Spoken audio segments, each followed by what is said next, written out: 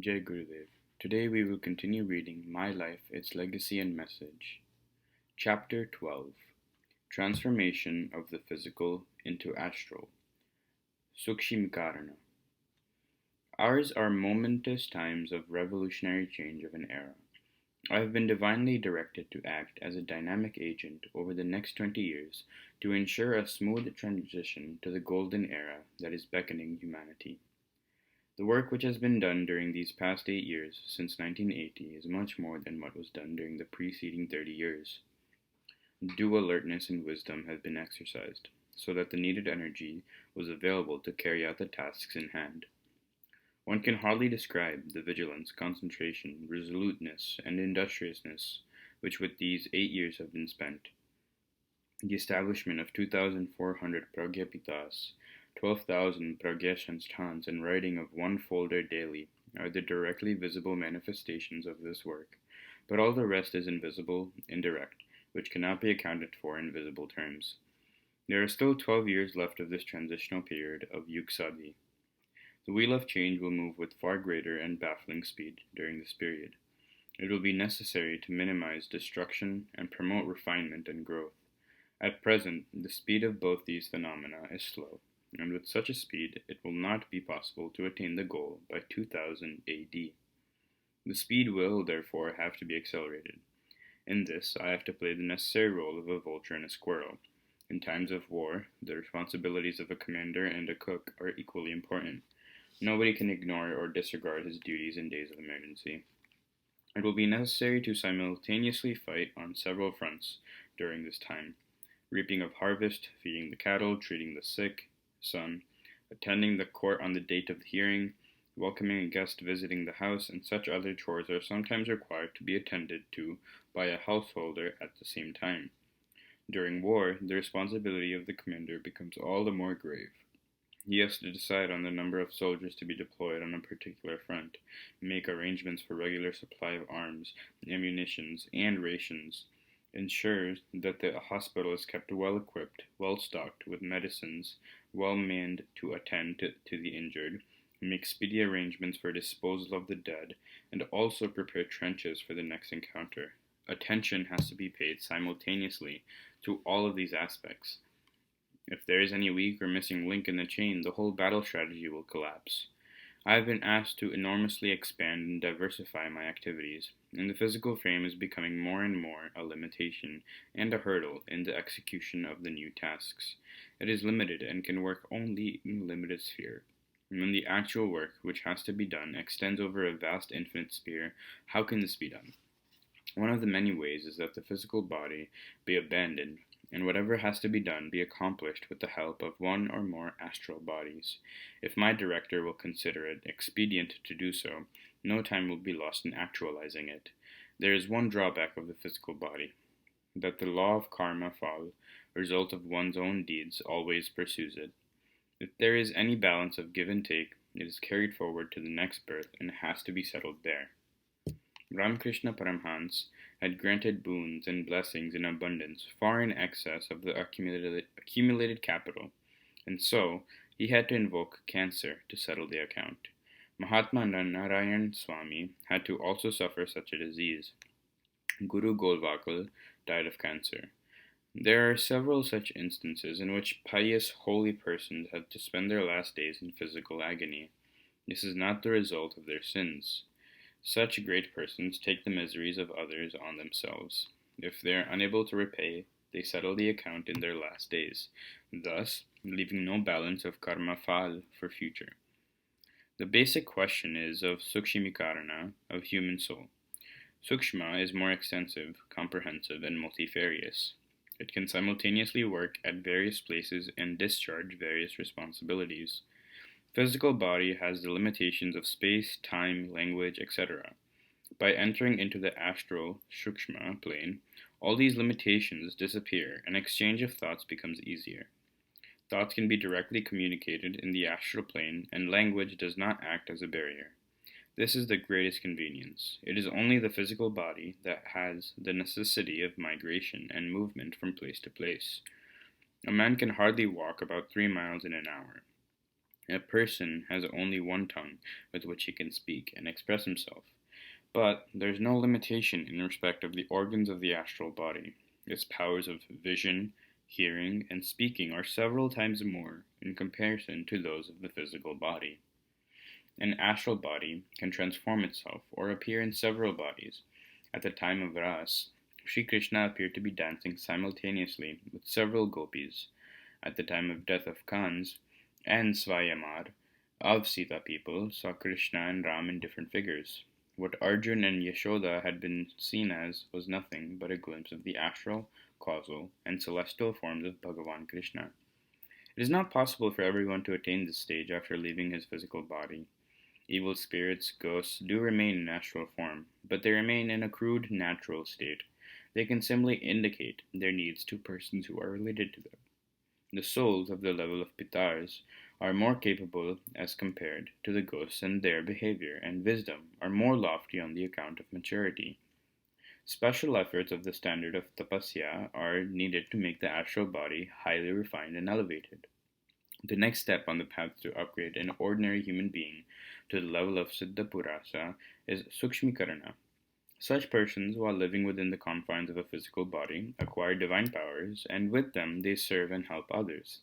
But there are also persons who acquire siddhis, which are described as anima, mahima, laghima, and etc. in the Yoga Shastra. So long as physical body is there, it cannot become lighter or heavier, visible or invisible, nor can a man fly in the air or walk on water due to the inbuilt limitations of the body cells. If somebody narrates such siddhis on the basis of rumor or hearsay, it should be regarded as hyperbolic. The question is of sadhana, which I am doing at the present. It is a special sadhana which can be done while living in the physical body also, and has to be continued even after abandoning it. This stage cannot be attained without heightened, concentrated self-effort, tapascharya and sadhana. This can be regarded as the next phase of yogapyasa tapascharya. What has to be done for this depends upon the present stage of growth of the aspirant and the level of guidance available to him. There cannot be one uniform curriculum for all, but one must restrain himself from misuse of the powers gifted to him by divine grace for egoistic purposes. An egg remains in the shell so long as it does not get matured, but as soon as it gets matured, it breaks the outer shell, comes out, and starts running and flying. The practice of Sukshmikarana is almost similar. In ancient times, people lived in caves and practiced samadhi for this very purpose. Detailed description is found in ancient scriptures about souls living in astral bodies. There is such a description in Mahabharata in a question-answer dialogue between Yudhishthir and Yaksha. Yakshas, Gandharvas, Brahmarkashas were all different categories of souls living in astral bodies. 5 Veers used to live with Vikramaditya. The attendants, Gans of Bhagwan Shiv, are known as Virbhadras. Ghosts, Prets, Masans are of different category. Those who have read the Lamp of Alauddin can get information about these types of people. In Chaya Purusha sadhana, separate entity is created from one's own person, which works as a powerful invisible colleague of the sadhak. Most of the souls living in astral bodies have been described as malevolent or of a lower order of creation. It is likely that in those days, warriors with unfulfilled desires at the time of their violent death became such low-level astral souls. But side by side, ancient scriptures are full of descriptions about Devarsis living in astral bodies. Rajarsis and Brahmarsis were those who lived in physical body, but those amongst them who had the capacity to work in astral bodies were known as Devarsis. They could assume ethereal forms and roam in space and other lokas, subtle cosmic worlds. They could suddenly appear at any place to give guidance to the devotee and seekers. References are available about several rishis who were not restricted to walk on the ground only. Even at present, several travelers in the Himalayan region narrate that on losing their way, someone guided them to their destination. Several persons have seen invisible yogis appearing and disappearing in the caves and on the hilltops. Such stories are prevalent about the lamas of Tibet also. The Theosophical Society is of the view that even at present there is a group of Devarsis in the central parts of the Himalayas who are engaged in the task of achieving universal peace. They have termed them as invisible helpers. It has to be borne in mind that this community of Devarsis is an extraordinary evolved type of beings. Like yogis and Siddha Purusas, they are far more capable as compared to human beings in rendering service and help. But it is wrong to assume that they are omnipotent and are capable of instantly fulfilling the desires of or conferring boots on any person. The rule of karma phal is paramount, which can be reduced or negated by God alone. It means of the result of one's actions. It is beyond the power of man. Just as a physician rushes to help a patient, a rich man helps a poor and needy person. In the same way, Devarshis living in astral bodies rush, from time to time, whether they are called upon or not, for promoting righteous attitudes and deeds. Still, none should take it for granted that personal effort or industriousness is not necessary. Here, the best example is of Gurudev, who lives in the Himalayas. As he lives in his astral form, he can live in environments where there are no adequate means for maintaining physical life. He guides and helps me from time to time. This does not mean that I was not required to do anything or did not face any difficulty or was never unsuccessful, but it is certain that I would not have been able to achieve all this with my own limited human capacities. With his divine help and guidance, my enthusiasm and morale have been far more higher, and I have overcome the trials and difficulties of the path with unflinching faith and infinite patience and courage. This is not insignificant. Only this much should be expected from others. It should not be expected even from God, and that He would come and even do the self-effort on our behalf. Whenever one refers to divine help, people think that it is a magic illusion. Such credulous people lose their faith easily. We should expect timely help from divine powers from astral souls, but should also be prepared to discharge our responsibilities. Failures and difficulties should be regarded as lessons to be learned, and the next step should be taken with greater caution and courage. Astral bodies are more powerful than the physical ones. They can see and hear things from a great distance.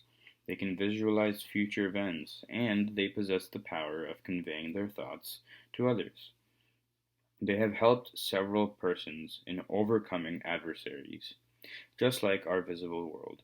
There is an invisible world linked with it, which is inhabited by beings with astral bodies.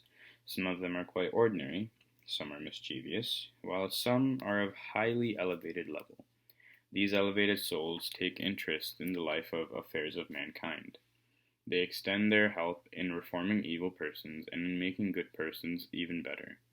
This is all about beginning with astral bodies and the astral world in general.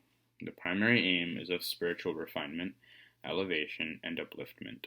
Ours are extremely critical times. Elevated souls living in the material world are doing all that is within their power to do, but it appears that this will not be enough. Powerful beings on astral planes will have to use all of their powers in not allowing those who are possessed by evil tendencies to slip further down the abyss. The process which is going on the physical plane to reform these perverted souls is not adequate. Invisible help is needed to make it easier and more successful. This will be necessary for the solution of collective problems, as also for making persons who are engaged in righteous pursuits shine out with still greater glory and strength. Ever since I have been entrusted with such a work, there has never been any dilly-dallying or let-up. I have been working for quite a long time now on the guidelines given by my divine guide, and this will continue till I am alive. It is necessary to make Herculean efforts to free the visible and the invisible spheres from the strange hold of the poisonous grip of the evil forces. For this, something drastic has to be done, as was done by Hanuman in the ancient times by uprooting a mountain and procuring the plant possessing the power to revive life. I was required to get immediately engaged in awakening and activating the dormant divine energies involved in the physical body, and in the pursuit of this aim, I have resorted to severe tapascharya, or sadhana in seclusion. End of chapter 12. Jai Gurudev.